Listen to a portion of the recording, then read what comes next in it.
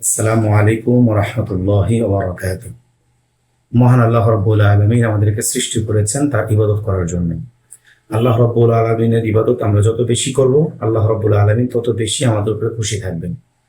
কিন্তু এই ইবাদতের মধ্যে কিছু ইবাদত এমন হওয়া উচিত যেটা নিভৃতে হবে, নির্জনে হবে।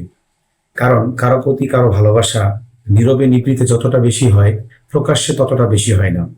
নীরবে এবং নির্জনের ইবাদত আল্লাহ তাআলার কাছে যতটা পছন্দনীয়, প্রকাশ্য ইবাদতটা ততটা না।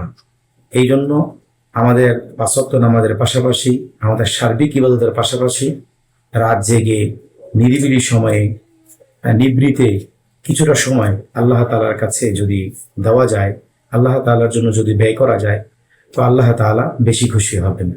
আল্লাহ তাআলা সূরা আরাফের ৫৫ নম্বর আয়াতে ঘোষণা করেছেন, উদউ রাব্বাকুম তাদাররুআন ওয়া খুফিয়া, তোমরা তোমাদের রবের ইবাদত করো খুব নম্রতার সাথে এবং নিভৃতে, নীরবে।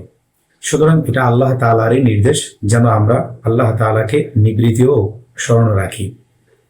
আর বাস্তবতাও তাই দেখবেন, কারো জন্য সবার সামনে কোনো কিছু প্রকাশ করা আর নির্জনে প্রকাশ করা, একান্তে প্রকাশ করা, এটার মধ্যে ভিন্নতা থাকে। নবী করিম সাল্লাল্লাহু আলাইহি ওয়াসাল্লামও নির্দেশনা দিয়েছেন যে তোমরা আল্লাহ তাআলার জন্য নীরবে এবং নিভৃতে ইবাদত করার চেষ্টা করো। নবী করিম সাল্লাল্লাহু আলাইহি ওয়াসাল্লাম আবু মুসা আশআরী রাদিয়াল্লাহু তাআলা আনহুকে বলেছেন এক সফরের মধ্যে, হে আবু মুসা, তুমি যে সফর করতেছো, উপরের দিকে উঠতেছো, পাহাড়ে উঠতেছো, এই সময় এত জোরে আল্লাহু আকবার বলার কি প্রয়োজন?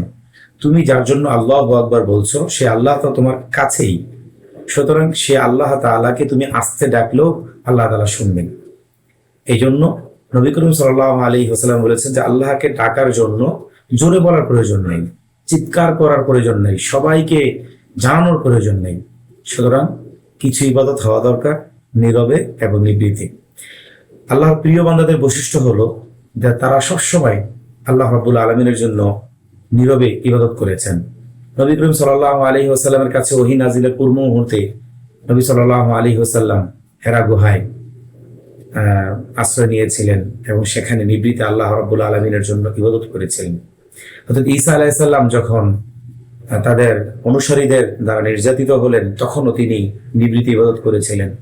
সাহাবায়ে কেরাম, বড় বড় আউলিয়ায়ে কেরাম, বড় বড় কুতুব যারা ছিলেন, আকাবের যারা ছিলেন, প্রত্যেকেই ইবাদতের জন্য নির্জন জায়গা বেছে নিতেন। কেন? নির্জন জায়গায় ইবাদত করলে বিশেষ কিছু ফায়দা আছে, কিছু উপকার আছে। এই জন্য তারা নির্জন জায়গায় ইবাদতের জন্য বেছে নিতেন। নাম্বার এক, নির্জন জায়গায় যদি আপনি ইবাদত করেন তাহলে ইবাদতের শতভাগ মনোযোগ থাকবে, শতভাগ মনোযোগ থাকবে, কোনো দিকে মনোযোগ ডাইভার্ট হবে না। নিভৃতে ইবাদত করলে সেই ইবাদতের মধ্যে কোনো রিয়ার সম্ভাবনা থাকে না। ওই ইবাদতটা একমাত্র আল্লাহ তাআলার জন্য হয়। প্রকাশ্য ইবাদতের সময় অনেক সময় এরকম দিলের মধ্যে শয়তানের ওয়াসওয়াসা আসে যে আমি তাহাজ্জুদ করছি, বা আমি জিকির করছি, আমি তেলাওয়াত করছি, মানুষ আমাকে দেখলে অনেক ভালো মনে করবে, ভালো ভাববে, এই ধরনের একটা ভাবনা আসে। যখন সব মানুষ ঘুমিয়ে থাকে, যখন কেউ বাড়িতে থাকে না, ফ্ল্যাটে যখন কেউ থাকে না, মসজিদে যখন কেউ থাকে না, সেই সময়টাতে আল্লাহ তাআলার জন্য ইবাদত করলে এখানে কোনো রিয়া কাজ করে না।